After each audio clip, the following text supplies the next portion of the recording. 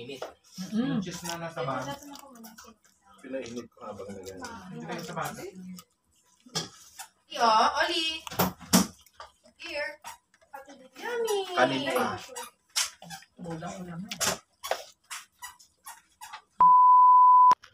What's up mga kasangsang? Good evening sa lahat for tonight's video. Ayan, may lakad na naman si Kasangsang. Ayan guys, punta tayo kay Bo Richard Condominium. Ay, may gawain na kami for tonight's. Ayan, tara, let's go! Mga kasangsang, babaybayin nga naman ang Nads the Street.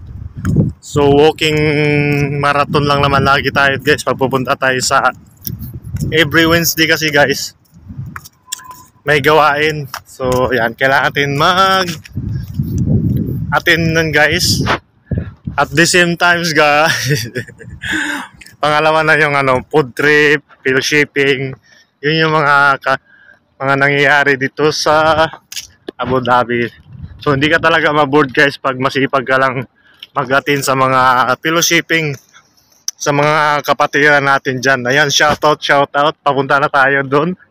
So, another episode, another vlog para may ma-upload tayo guys.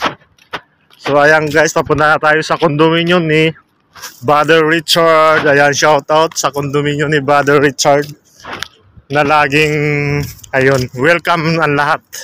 So, dito kasi maganda yung lighting dito kaya maganda mag-video.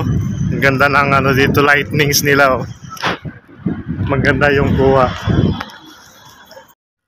Ayan guys, narating nga natin yung stoplight at tumawid na rin nga tayo dyan sa kanto ng Nads the Street. Ayan, kung sa mga taga Abu Dhabi, alam niyo dyan sa may Nissan building lang po tayo banda dyan. Dito na nga tayo sa building na kung saan, ayan, pupuntahan natin. Ayan, sumakay na tayo at pinindot ang 12th floor. So ayan, paakyat na tayo guys. So mga kasangsang dito sa abroad, kailangan flexible ka sa mga lahat kasi siyempre depende kung may mga time nga hindi ka busy, so makakatin ka. Kung busy ka naman, so depende lang yan sa timing ng mo schedule.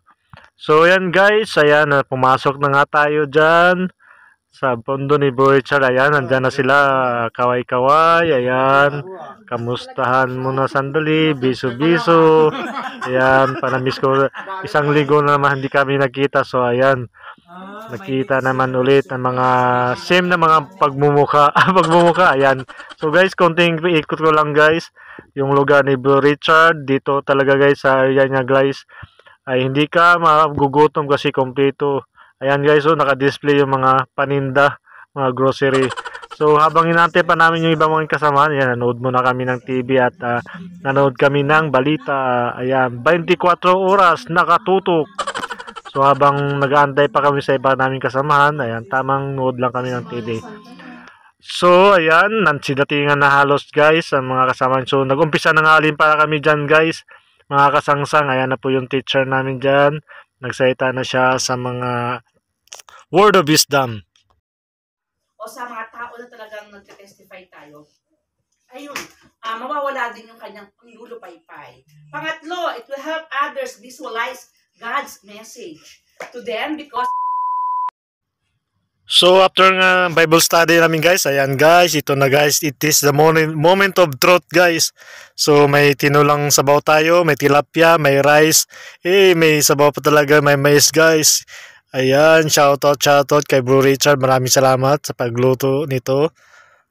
So ayan guys, tamang sandok na kami dyan. Siyempre, ito yung moment guys na update tala pag masipag or natin ka lagi guys ng mga gawain. So may libreng pakain kasi guys sa bawat mga Bible dyan na inatin na natin.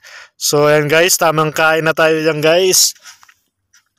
Ayan, medyo gutom si Elmer dyan dahil hindi nga tayo na kumain guys kasi di ba Ramadan timing sa araw. So inantay talaga natin magpagutom kasi alam ko may masarap na pagkain ang madatnan natin dyan. Ayan, humigop tayo ng sabaw dyan guys.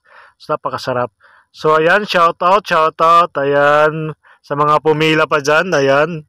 Sa mga hindi pa nakakuha, ayan, kuha na. Basta ko yan guys, talagang hindi na pa isturbo guys. Ayan, sabay higop ng mainit na sabaw. Yan, the best part yung mainit na sabaw guys. Sobrang sarap. Tapos may kasama pang mais. At saka saging po yung nilagay ni Bro Richard. Yung cheese na nasa bag. Pinainit ko habang nagano. Hindi kayo sa bata. Parang di pa nga siya nakakarating ang Check mo yung bell Ay, hindi cheese. kasi ano pa lang ba? Check mo yung bell cheese. Oli, oh. Oli. Here. Yummy. Kanin pa. Ulam-ulam na. Ulam, nakasarap ng pagkakainit niya sa bawang. Tingnan mo. Ay, yung sabaw. Oli. Come. Oli, come here. Oli. Pagdating ko doon sana sa Hindi bag. ka mais ulit. Ay, may mais. Lagyan ko na lang ng mais. Ay, wag. Ay, grabe ang kain niya nung Monday. Hindi niya yun ano kasi... May makuto pa kami. Pero kumaba po yung schedule niya, no? Kasi niya po more than 12 hours. Nagluto sila ng supanghon na may crab balls. Hindi na nga namin naantay yung yung banana cube. Bakit? Sino ba? Ayan guys, malapit na nga tayo matapos dyan guys. Tinapos na natin yung pagkain dyan. Sobrang sarap talaga guys. Minsanan lang tayo makahigop ng sabaw at mabusog guys. Ayan, shoutout kay Bro Richard.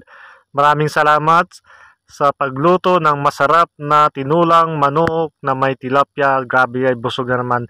Ayan guys, maraming salamat. Like, share, and follow. God bless. See you in my next video.